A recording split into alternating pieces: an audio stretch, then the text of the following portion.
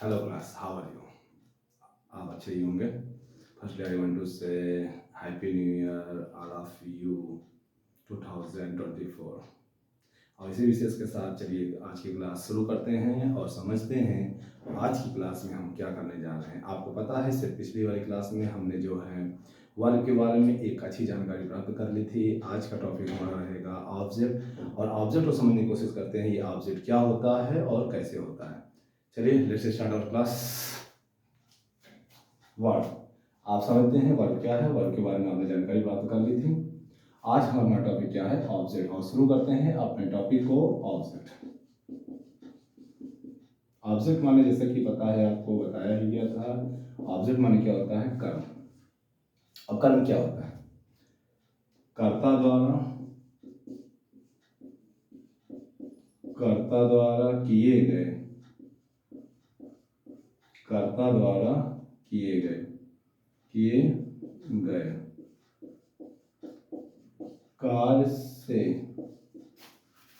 कार्य से जो प्रभावित होता है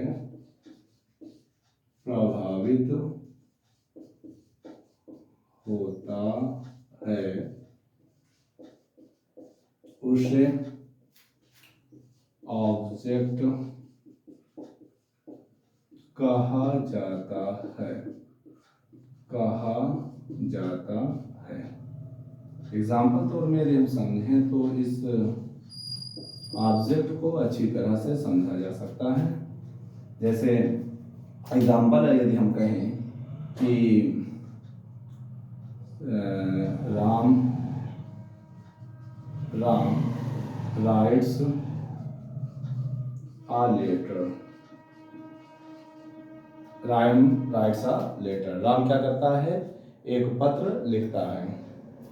तो यहाँ पर वर्ड क्या है,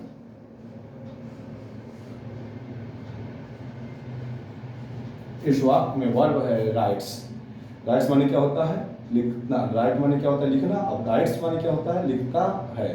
तो राइट्स माने क्या है, लिखता है। तो अब राम क्या लिखता है, राम एक पत्र लिखता है। तो राम के द्वारा किए गए कार्य पर किस पर प्रभाव पड़ा, पत्र पर। पत्र लिखा गया तो लेटर क्या हो जाएगा, लेटर आपका हो जाएगा ऑब्जेक्ट। क्लियर। चलिए दूसरा देखते हैं। दूसरा, he gave me a pen. उसने मुझे एक पत्र दिया। उसने क्या दिया, मुझे एक पत्र दिया। तो किस पर प्रभाव पड़ा है, सबसे पहले पेन पर, फिर मुझ पर। तो पेन क्या हो जाएगा, ये भी ऑब्जेक्ट है, और मी क्या है, ये भी ऑब्जेक्ट है। तो इस प्रकार हम देख रहे हैं पहले वाक्य में आपके पास एक ऑब्जेक्ट था जो कि एक निर्जीव वस्तु है, और दूसरे वाक्य में देख रहे हैं यहाँ पर दो ऑब्जेक्ट हैं, एक निर्जीव वस्तु है और एक सजीव है। एक निर्जीव वस्तु है और एक सजीव है। तो अब सजीव को क्या कहेंगे और निर्जीव वस्तु को क्या कहेंगे, यानी कि कुछ कैटेगरी भी ऑब्जेक्ट की होती होंगी। चलिए देखते हैं कितने टाइप्स के ऑब्जेक्ट होते हैं, how many types of object. यदि हम टाइप्स की बात कर रहे हैं तो हम मेनली आप दो टाइप्स हम पाते हैं। There are two types of object. Object के कितने टाइप हो सकते हैं, ऑब्जेक्ट के दो टाइप्स हो सकते हैं। पहला क्या है, पहला है डायरेक्ट ऑब्जेक्ट। पहला क्या है, डायरेक्ट ऑब्जेक्ट। डायरेक्ट ऑब्जेक्ट का हिंदी अर्थ क्या होता है, डायरेक्ट ऑब्जेक्ट का हिंदी अर्थ होता है प्रत्यक्ष कर्ण। जैसे कि आपको पता है डायरेक्ट मीन्स क्या होता है, प्रत्यक्ष, और ऑब्जेक्ट मीन्स क्या होता है, कर्ण। तो डायरेक्ट ऑब्जेक्ट मीन्स क्या हो गया, प्रत्यक्ष कर्ण। चलिए प्रत्यक्ष कर्म क्या होता है, प्रत्यक्ष कर्म का मतलब होता है, पहले हम इसके भाग ले लेते हैं दोनों। दूसरा क्या होता है आपका, इनडायरेक्ट ऑब्जेक्ट। इनडायरेक्ट ऑब्जेक्ट माने अप्रत्यक्ष कर्म। इनडायरेक्ट ऑब्जेक्ट माने क्या हो जाएगा, अप्रत्यक्ष कर्म। तो ऑब्जेक्ट क्या होता है, ऑब्जेक्ट वह शब्द होता है जो कर्ता द्वारा किए गए कार्य से प्रभावित होता है हम उसे ऑब्जेक्ट कहते हैं।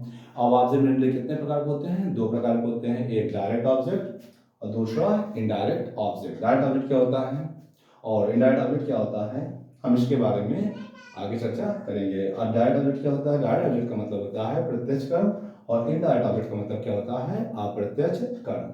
ये देखते हैं डायरेक्ट ऑब्जेक्ट और इनडायरेक्ट ऑब्जेक्ट क्या होता है और किस प्रकार के होते हैं और किन किन प्रकार से हम इसको समझने वाले हैं। चलिए, आई होप आपने इसको नोट कर लिया होगा।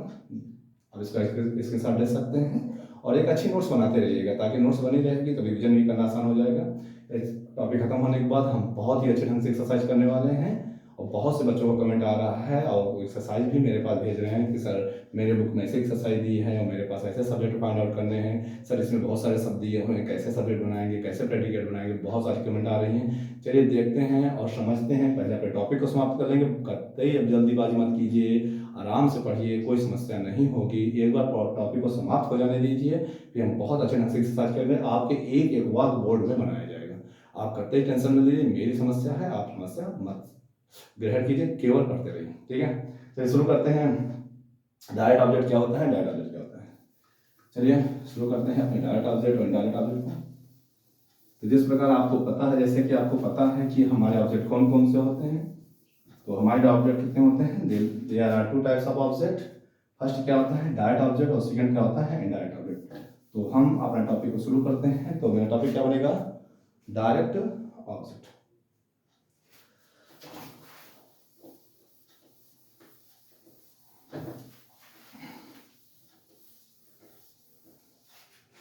शुरू करते हैं अपना टॉपिक डायरेक्ट ऑब्जेक्ट। मेरा टॉपिक क्या बना? Direct object. Direct object means क्या होता है? प्रत्यक्ष कर्म। अभी प्रत्यक्ष कर्म क्या होता है, चलिए देखते हैं। डायरेक्ट ऑब्जेक्ट, डायरेक्ट ऑब्जेक्ट जिसका हिंदी अर्थ, जिसका हिंदी अर्थ प्रत्यक्ष कर्म होता है, प्रत्यक्ष कर्म होता है,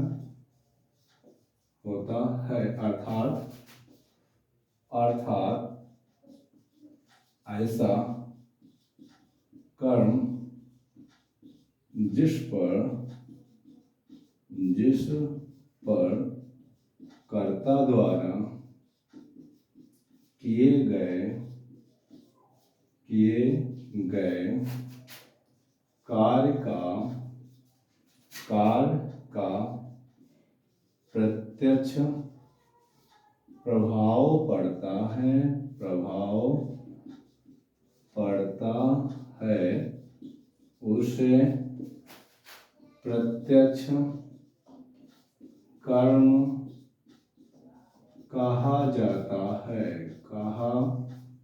जाता है।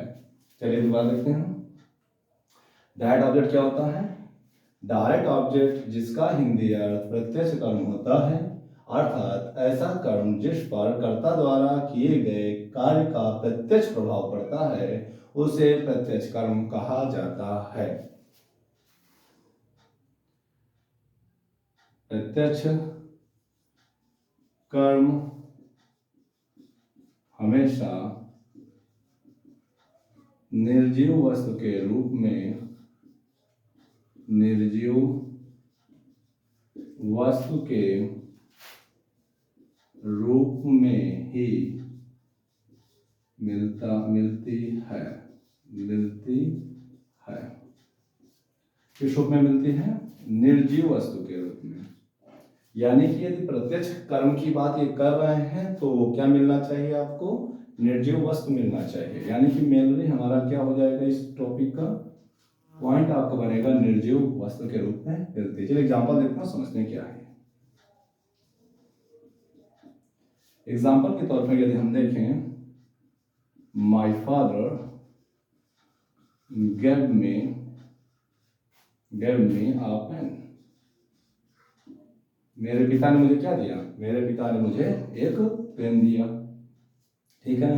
ओके। अब यहाँ पर यदि हम देखें निर्जीव वस्तु क्या है, किस पर फर्क पड़ रहा है, ये वर्ब है, क्या दिया, पेन दिया, तो पेन क्या है, निर्जीव वस्तु है और ऑब्जेक्ट भी है, तो ये ऑब्जेक्ट क्या कहलाएगा, ये ऑब्जेक्ट कहलाएगा डायरेक्ट ऑब्जेक्ट। क्या कहलाएगा, डायरेक्ट ऑब्जेक्ट। नोट में लिख सकते हैं यदि यदि वाक्य के वर्ब से व्हाट का क्वेश्चन करें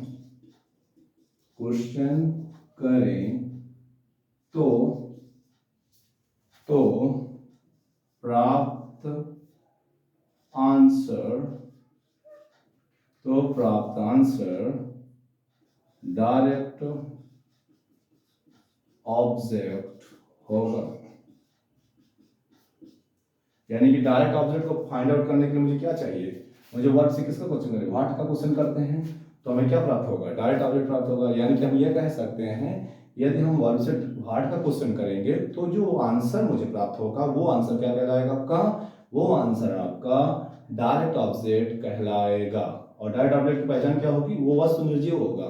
चलिए देखते हैं, यहाँ पर वर्ब क्या है, गिव है, तो व्हाट गिव क्या दिया, किसने, माय फादर ने, व्हाट गिव क्या दिया, एक पेन दिया, तो एक पेन क्या हो जाएगा आपका, डायरेक्ट ऑब्जेक्ट हो जाएगा।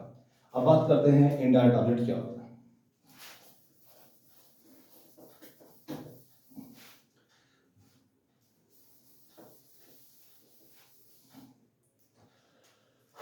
नंबर 1 हो गया आपका डायरेक्ट ऑब्जेक्ट, नंबर 2 आपका है इनडायरेक्ट ऑब्जेक्ट। इनडायरेक्ट ऑब्जेक्ट का हिंदी क्या होता है, अप्रत्यक्ष कर्म। ये अप्रत्यक्ष कर्म क्या होता है इसके बारे में समझते हैं।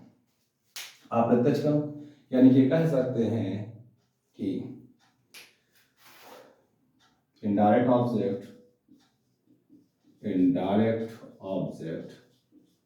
जिसका हिंदी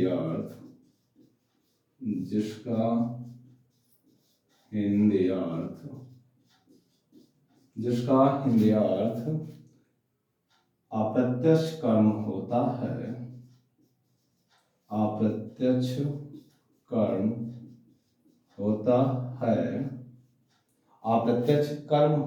है अर्थात जो कर्ता द्वारा किए गए कार्य से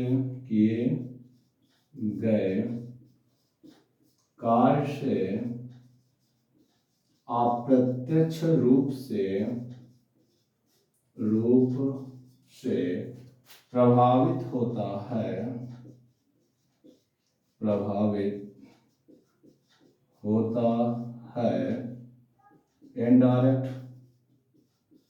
इनडायरेक्ट ऑब्जेक्ट कहलाता है। चलिए देखते हैं पहले बात से इनडायरेक्ट ऑब्जेक्ट क्या होते हैं। इनडायरेक्ट ऑब्जेक्ट जिसका हिंदी अर्थ अप्रत्यक्ष कर्म होता है अर्थात जो कर्ता द्वारा किए गए कार्य से अप्रत्यक्ष रूप से प्रभावित होता है। किस रूप में, अप्रत्यक्ष रूप से प्रभावित होता है, इनडायरेक्ट ऑब्जेक्ट कहलाता है। नोट की यदि हम बात कर रहे हैं तो हम ये कह सकते हैं, नोट की बात कर रहे हैं यदि वाक्य के वर्ब से हूं यानी किसको का प्रश्न करें तो प्राप्त उत्तर तो प्राप्त उत्तर क्या होगा? तो प्राप्त उत्तर इनडायरेक्ट ऑब्जेक्ट होगा, इनडायरेक्ट ऑब्जेक्ट होगा। क्लियर? तो इनडायरेक्ट ऑब्जेक्ट क्या होता है? इनडायरेक्ट ऑब्जेक्ट जिसका हिंदी अर्थ अप्रत्यक्ष कर्म होता है, अर्थात जो कर्ता द्वारा किए गए कार्य से अप्रत्यक्ष रूप से प्रभावित होता है, इनडायरेक्ट ऑब्जेक्ट कहलाता है। नोट, यदि वाक्य के वर्ब से whom किसको का प्रश्न करें तो प्राप्त उत्तर इनडायरेक्ट ऑब्जेक्ट होगा। चलिए बात करते हैं कि हमारा इनडायरेक्ट ऑब्जेक्ट किस प्रकार से होगा।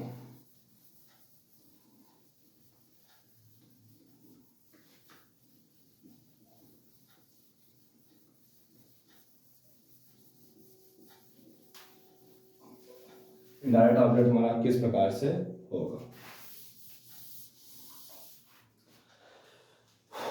एग्जाम्पल है आपका, एग्जाम्पल है my father, my brother gave me advice, my brother gave me advice, मेरे भाई ने मुझे सलाह दिया। क्या दिया? सलाह दिया। अब यदि यहाँ पर देखें वर्ब क्या है हमारा? गेव है। अब गेव से किसका क्वेश्चन करना है? यहाँ पर गेव से क्वेश्चन करना है whom किसको का प्रश्न करें तो प्राप्त उत्तर इनडायरेक्ट ऑब्जेक्ट होगा whom किसको। चलिए बात करते हैं whom gave किसको दिया? क्या दिया? एडवाइस। whom gave किसको दिया? किसको दिया? मी को दिया। मी कौन है?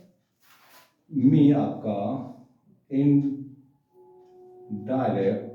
ऑब्जेक्ट होगा। ऐसा ऑब्जेक्ट होगा, इनडायरेक्ट ऑब्जेक्ट होगा। तो हम ये कह सकते हैं इनडायरेक्ट ऑब्जेक्ट क्या होता है? इनडायरेक्ट ऑब्जेक्ट यहां आप लिख भी सकते हैं नोट, ये नोट 1 हो जाएगा, यहां हो जाएगा note 2। Indirect object, indirect object, indirect object हमेशा हमेशा सजीव के रूप में मिलेगा। किस रूप में मिलेगा? सजीव के रूप में मिलेगा, लिविंग थिंग के रूप में मिलेगा, नॉन लिविंग थिंग के रूप में नहीं मिलेगा। यानी कि यदि हमें नॉन लिविंग थिंग मिलती है हम उसको डायरेक्ट ऑब्जेक्ट कहेंगे, और जो हमें लिविंग थिंग मिलेगी हम उसको इनडायरेक्ट ऑब्जेक्ट कहेंगे। लिविंग थिंग कब मिलेगा? जब whom का क्वेश्चन करेंगे, और नॉन लिविंग थिंग कब मिलेगा? जब हम व्हाट का क्वेश्चन करेंगे। किससे क्वेश्चन करना है? वर्ब से करना है। जैसे मेरे पिता ने मुझे पेन दिया, यदि हम देखें किसको दिया? मुझको दिया, तो मैं क्या हो गया? मैं इनडायरेक्ट ऑब्जेक्ट हो गया। और क्या दिया? पेन दिया, तो पेन क्या हो जाएगा? Direct object. यानी कि प्रत्यक्ष रूप से पेन पर प्रभाव पड़ा और अप्रत्यक्ष रूप से मुझे प्रभाव पड़ा। अब इसको अगर हम जनरल भाषा में देखें तो सबसे पहले फर्क या प्रभाव किस पर पड़ा? पेन पर पड़ा। और पेन के बाद किस पर प्रभाव पड़ा? उस व्यक्ति पर जिसको पेन दिया गया। ठीक है, नॉर्मली समझ में आ गया? वेरी गुड, बहुत अच्छी बात है। तो आज हम ऑब्जेक्ट को समाप्त करते हैं और हम अगला टॉपिक देखते हैं कॉम्प्लीमेंट। ये कॉम्प्लीमेंट शब्द क्या होता है और किस रूपों में हमको मिलता है। Let's start to know about the complement. आप इसको स्क्रीनशॉट लेना चाहिए, स्क्रीनशॉट ले लीजिए। यदि आप इसको नोट करना चाहें नोट कर लीजिए। देखिए इस बात का ध्यान रखिए, हमेशा नोट बनाते रहिए। यदि आपके पास इस प्रकार की यदि आपके पास परिभाषा के सहित सरल भाषा में लिखी गई नोट्स होगी तो समझना आसान होगा। आप टेंशन मत लीजिए, प्राइमरी लेवल का नॉलेज चल रहा है, एडवांस भी हम पढ़ेंगे। अभी आप पढ़ते रहिए, मत सोचिए कि हम क्लास का नोट्स बनवा रहे हैं, हम कक्षा पढ़ा रहे हैं। टेंशन मत लीजिए, मैं 6 से 12 और अपर क्लास को पढ़ाने के लिए कहा हूँ तो निश्चित रूप से पढ़ाऊंगा। अभी आपका प्राइमरी लेवल चल रहा है, एडवांस लेवल भी चलना है, 0 से एडवांस जाना है, एक एडवांस नहीं जाना है। ठीक है, वेट कीजिए, आपको वो सब मिलेगा जो आप सोच रहे हैं, स्टैंडर्ड सोच रहे हैं, स्टैंडर्ड मिलेगा। बहुत अच्छी एक्सरसाइज करने वाले हैं। एक बार हमारी एक्सरसाइज चलेगी तो आपको खुद लगेगा वाकई में कुछ ज्ञान मिल चुका है। चलिए शुरू करते हैं। तो अब हम क्या समझने जा रहे हैं कि हमारा जो है कॉम्प्लीमेंट क्या होता है। लास्ट टॉपिक है आपका पार्ट्स ऑफ प्रेडिकेट का, ये अंतिम टॉपिक है आपका कॉम्प्लीमेंट। ये कॉम्प्लीमेंट क्या होता है?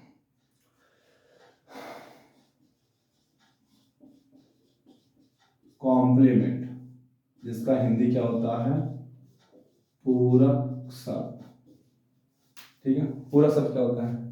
पूरक शब्द का मतलब ये होता है यदि आप सब्जेक्ट और ऑब्जेक्ट के बारे में कुछ कह रहे हैं या उनके लिए कुछ उनके स्टेट ऑफ बीइंग या कुछ बता रहे हैं उनके बारे में, तो आप वो सब क्या कहलाते हैं? आपके पूरक शब्द कहलाते हैं। ठीक है, तो पूरक शब्द मेनली आपको दो प्रकार के मिलते हैं। तो पहला पूरक शब्द क्या होता है? सब्जेक्टिव कॉम्प्लीमेंट,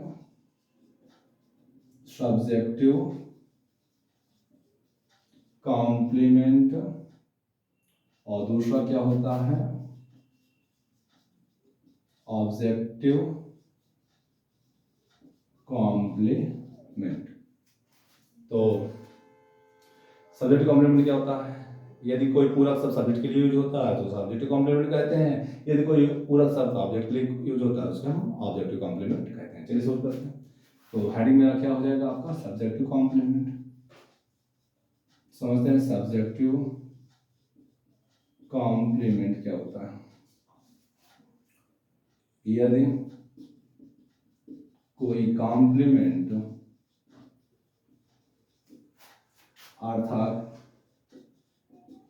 पूरक शब्द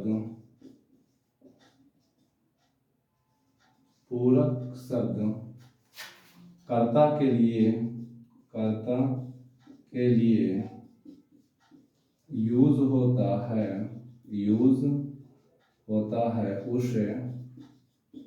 सब्जेक्टिव कॉम्प्लीमेंट कहेंगे। सब्जेक्टिव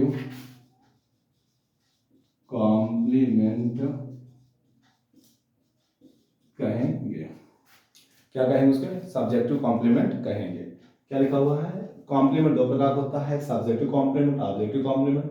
कॉम्प्लीमेंट क्या होता है? पूरक शब्द कर्ता के लिए, ऑब्जेक्ट के लिए। यदि आप कोई पूरक शब्द यूज कर रहे हैं उसे हम क्या कहेंगे? वो हमें सब्जेक्टिव या ऑब्जेक्टिव कॉम्प्लीमेंट कहेंगे। सब्जेक्टिव कॉम्प्लीमेंट क्या होता है? यदि कोई कॉम्प्लीमेंट अर्थात पूरक शब्द कर्ता के लिए यूज होता है उसे हम सब्जेक्टिव कॉम्प्लीमेंट कहते हैं। सब्जेक्टिव कॉम्प्लीमेंट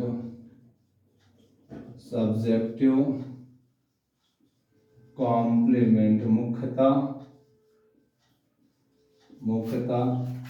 तीन रूपों में मिलता है। तीन रूपों में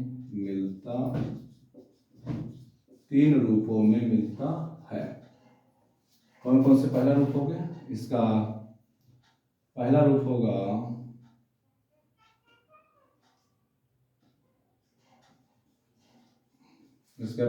होगा नाउन के रूप में, और उसका बी नंबर होगा एडजेक्टिव के रूप में, और उसका सी नंबर होगा एडजेक्टिवल फ्रेज के रूप में। कौन कौन से होंगे? सब्जेक्टिव कॉम्प्लीमेंट मुख्यतः तीन रूप में मिलेगा। पहला मूल रूप क्या है? नाउन के रूप में मिलेगा, या तो एडजेक्टिव के रूप में मिलेगा, या तो एडजेक्टिवल फ्रेज के रूप में मिलेगा। इस बात का हम निश्चित रूप से ध्यान देते हैं। यदि हम कॉम्प्लीमेंट की बात कर रहे हैं, किसकी बात कर रहे हैं? कॉम्प्लीमेंट की, तो हमें इस बात को विशेष रूप से ध्यान देना चाहिए। यदि हम कॉम्प्लीमेंट की बात कर रहे हैं तो हम यानी कि कहीं ना कहीं हम लिंकिंग वर्ड की बात कर रहे हैं। किसकी बात कर रहे हैं? लिंकिंग वर्ड, यानी कि इसके साथ जो वर्ड यूज होने वाली है वो वर्ड कहलाएगी लिंकिंग वर्ड। चलिए देखते हैं, एक नाउन के रूप में, फिर एडजेक्टिव रूप में, फिर एडजेक्टिवल फ्रेज के रूप में। देखते हैं नाउन के रूप में किस प्रकार में मिलने वाला है।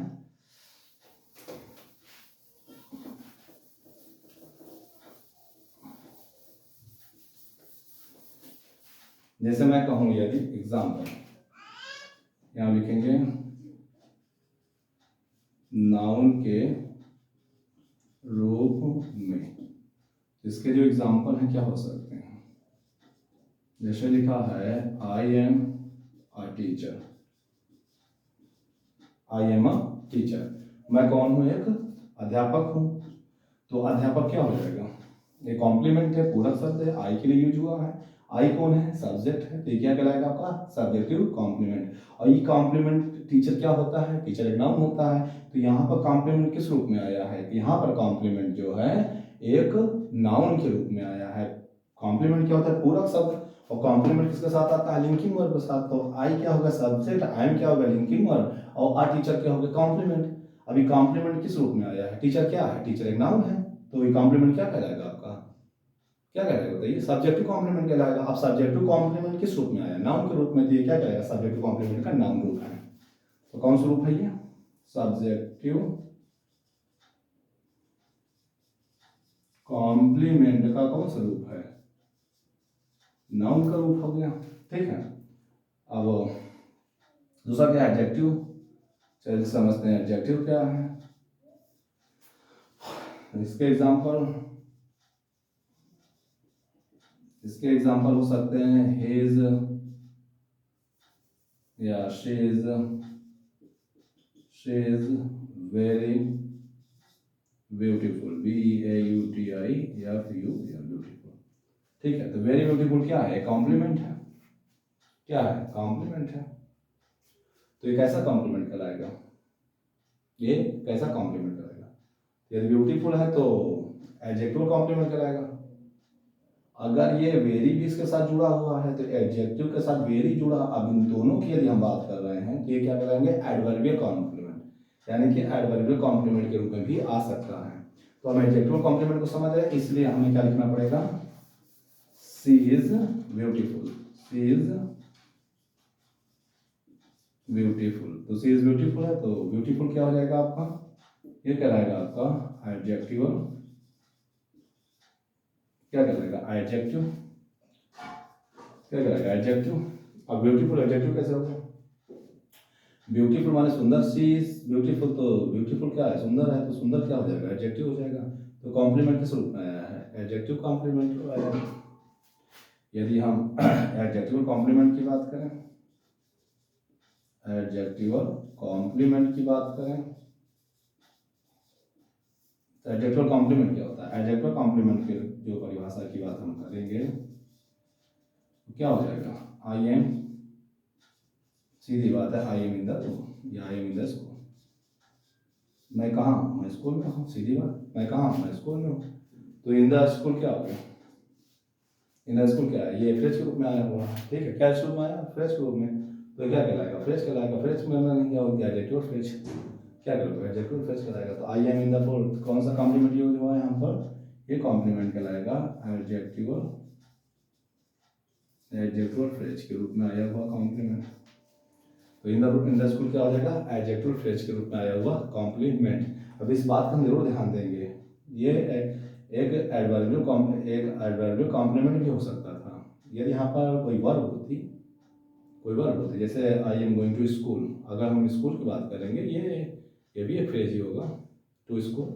तो टू स्कूल क्या कराएगा? ये एडवर्बियल कॉम्प्लीमेंट कराएगा, ये एडवर्ब प्लेस है, ठीक है। तो यहाँ पर हम इन द स्कूल की बात कर रहे हैं, तो यहाँ पर ही प्लेस ही है ना स्थान। लेकिन यहाँ पे स्थान आई का स्टेट ऑफ बीइंग की बात किया है, तो जब आई के स्टेट ऑफ बीइंग की स्थिति की बात कर रहा है तो ये इसके लिए विशेषात्मक शब्द होगा। किसके लिए? सब्जेक्ट आई के लिए। हम इससे पहले सब्जेक्ट के पार्ट में पढ़ चुके हैं एडजेक्टिव फ्रेज। हाँ, बस वही एडजेक्टिव फ्रेज यहाँ कॉम्प्लीमेंट के रूप में आया हुआ है। तो कॉम्प्लीमेंट में क्या बन जाएगा? Adjective phrase, in the school adjective phrase complement, ठीक है। आई होप आपको एडजेक्टिव फ्रेज समझ में आ चुका होगा। तो यहाँ पर सब्जेक्टिव कॉम्प्लीमेंट क्या हो जाएंगे? यदि कर्ता के बारे में बात कर रहे हो तो क्या हो जाएंगे? सब्जेक्टिव कॉम्प्लीमेंट हो जाएंगे। चलिए इसका स्क्रीनशॉट ले लीजिए, समझ लीजिए, इसको लिख लीजिए। फिर बात करते हैं ये ऑब्जेक्टिव कॉम्प्लीमेंट क्या होता है, किस रूपों में हमको मिलने वाला है, ठीक है। ये क्या हो जाएगा? Subjective complement. अब हम पढ़ने वाले हैं ऑब्जेक्टिव कॉम्प्लीमेंट। चलिए शुरू करते हैं, ऑब्जेक्टिव कॉम्प्लीमेंट क्या होता है। तो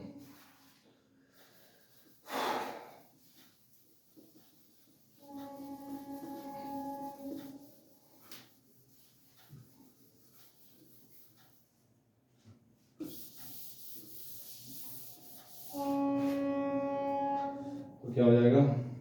चलिए शुरू करते हैं।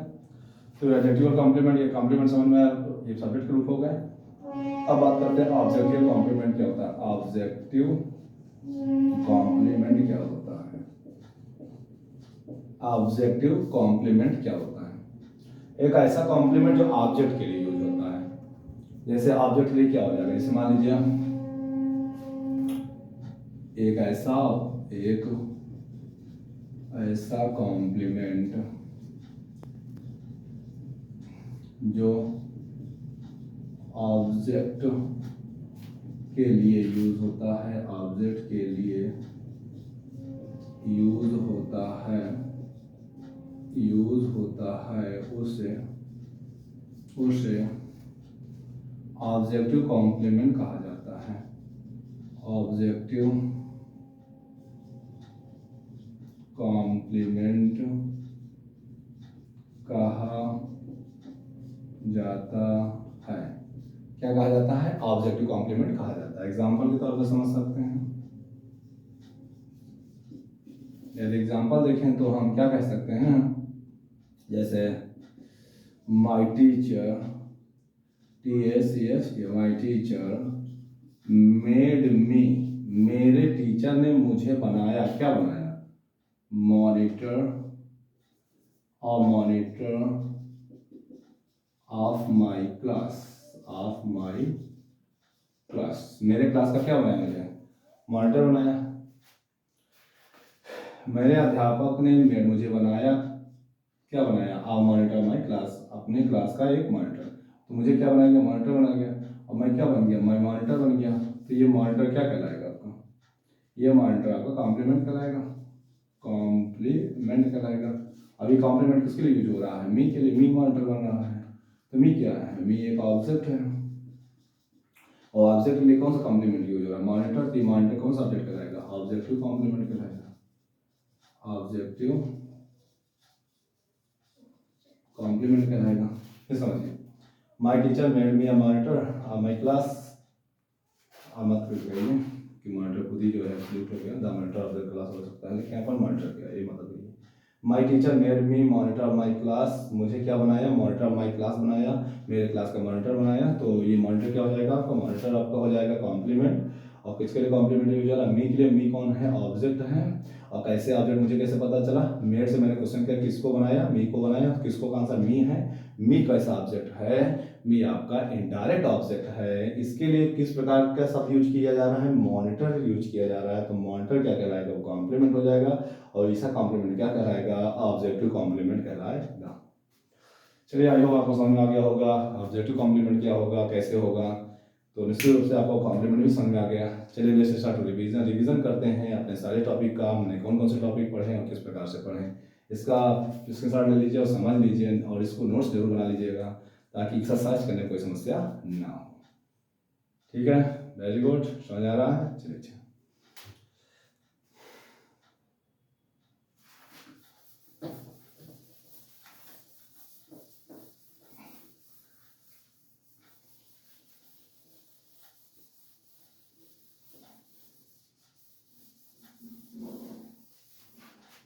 तो रिवीजन में हम क्या करने जा रहे हैं? सबसे पहले हम देखते हैं सेंटेंस की क्या होते हैं, पार्ट होते हैं।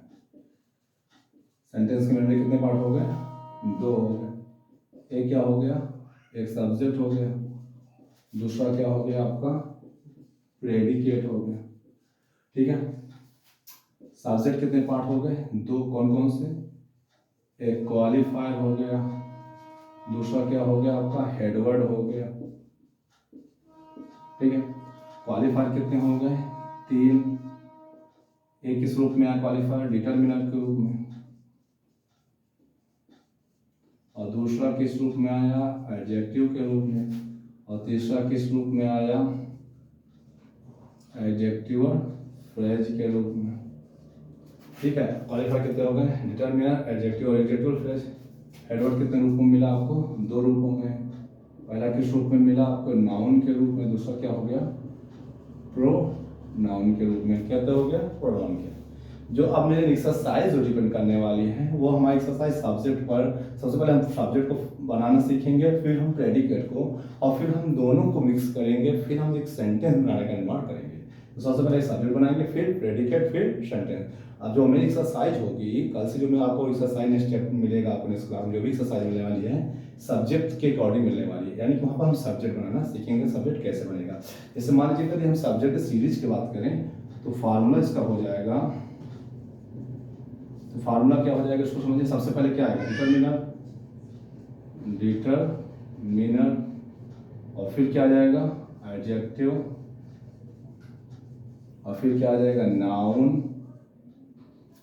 क्या आ जाएगा नाउन, या मान लीजिए प्रोनाउन आ सकता है तो प्रोनाउन लिख दीजिएगा, और फिर एडजेक्टिव और फ्रेज, एडजेक्टिव और फ्रेज। ये फार्मूला है, इसको हमेशा याद करिएगा। पहले डिटरमिनर, फिर एडजेक्टिव, फिर नाउन या प्रोनाउन, फिर एडजेक्टिव और फ्रेज। जैसे मान लीजिए मैं एग्जांपल के तौर पर दूँ, अगर कुछ एग्जांपल के रूप में हो सकता है, dash dash dash is flying in the sky. ठीक है, मैं यहाँ पर दे देता हूँ, क्रो एंड ब्लैक। ठीक है, क्रो एंड ब्लैक। अब आपको क्या करना है, मेक अ सब्जेक्ट, आपको सब्जेक्ट बनाना है। क्या बनाना है, सब्जेक्ट बनाना है। क्या बनाना है आपको, सब्जेक्ट बनाना है। कैसे सब्जेक्ट बनाएंगे, फार्मूला क्या है, सबसे पहले डिटरमिनर, फिर एडजेक्टिव, फिर नाउन फ्रेज या एडजेक्टिव फ्रेज। हम सबसे पहले क्या चाहिए आपको, डिटरमिनर क्या है, क्रो है, ब्लैक है या आयन है, आयन है, तो सबसे पहले क्या लिखेंगे आयन। यहाँ पे आपको क्या हो जाएगा आयन। आप क्या चाहिए आपको, एडजेक्टिव चाहिए, एडजेक्टिव क्या है ब्लैक, तो यहाँ ब्लैक लिखिए। आप क्या चाहिए, नाउन या प्रोनाउन, यहाँ पे नाउन दिया हुआ है तो यहाँ क्या लिखेंगे नाउन, तो आप क्या बनेगा आयन ब्लैक, सॉरी नहीं होना चाहिए था ना, ये होना चाहिए, कोई बात नहीं। तो क्या हो जाएगा आ ब्लैक क्रो, तो क्या बनेगा a black crow is flying in the sky. ये बन गया, ऐसा आसान है फार्मूला से। लेकिन ये आसान कब होगा, जब आप पूरी परिभाषा से याद होंगे, आपको पता होंगे डिटरमिनर क्या क्या है, एडजेक्टिव क्या होता है, नाउन प्रोनाउन क्या होता है, एडजेक्टिव फ्रेज क्या होता है, तब तो समझ में आएगा ना। जैसे मान लीजिए आपको समझ के लिए कहते हैं आल है, दा है, आल दा हो गया, यहाँ मान लीजिए बॉयज आ गया। ठीक है, अब पूछा जाए दा क्या है, आल क्या है और बॉयज क्या है, तो आप क्या बताएंगे। द आर्टिकल बताया गया है, आर्टिकल किसके लिए यूज होता है, नंबर के लिए। नंबर किसके लिए बताता है, नाउन या प्रोनाउन के लिए दा का यूज किया जाता है, आर्टिकल का यूज। ठीक है, आ क्या है, डिटरमिनर है, ये भी नंबर बताते हैं। तो यहाँ पर डिटरमिनर का देखा जाए, यहाँ पर मेनली दो डिटरमिनर है। एक डिटरमिनर कौन है, आल है, दूसरा डिटरमिनर क्या है, दा है। दा किसके लिए हो जाता है, बॉयज के लिए, या नहीं सॉरी नाउन के लिए, तो नाउन के लिए दा हो जाएगा, और आल क्या होता है, डिटरमिनर काम करेगा। ठीक है, समझ में आ रहा है, डिटरमिनर दोनों है, आल भी और दा भी है। समझिए पहले आल और दा दोनों डिटरमिनर है। प्रायः सबसे पहले किसको मिलेगी, आल को मिलेगी, नंबर बताना, आल को मिलेगी। अब दा किसके लिए होगा, दा नंबर, एक्चुअली दा नंबर नहीं बताता, दा जो है डिफिनेट आर्टिकल है। क्या है, डिफिनेट आर्टिकल है, एज एडजेक्टिव काम होता है, एज अ एडजेक्टिव नाउन के साथ आता है, एज अ एडजेक्टिव कार्य करता है। जैसे मान लीजिए लिखा हुआ है द बॉयज, क्या लिखा हुआ है, द बॉयज। अभी बॉयज के बारे में विशेषता बता रहा है, दा जो है ये बॉयज बारे में विशेषता बताएगा। क्यों विशेषता बताएगा, दा के बारे में दा बता रहा है बॉयज को कि ये एक ऐसा शब्द है, एक ऐसा नाउन है जो स्पेसिफिक है, जिसके बारे में वर्णन किया जा रहा है, विशेष शब्द है।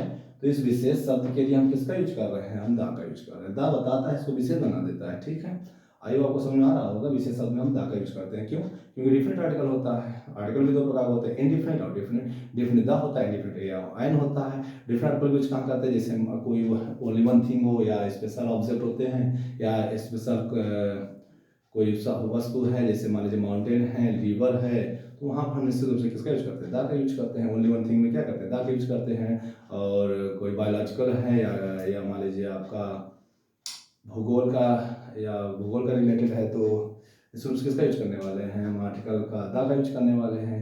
या हम कहते हैं जियोग्राफिकल अगर कोई स्ट्रक्चर है, क्या सा स्ट्रक्चर है, जियोग्राफिकल, भौगोलिक। तो भौगोलिक जितनी भी वस्तुएं हैं, हम उनमें किसका यूज करने वाले हैं, दा का यूज करने वाले हैं। तो ऐसी स्थिति में हम दा का यूज कर रहे हैं, और दा का यूज बहुवचन के साथ तो होता ही नहीं है, इस बात पर भी ध्यान देंगे।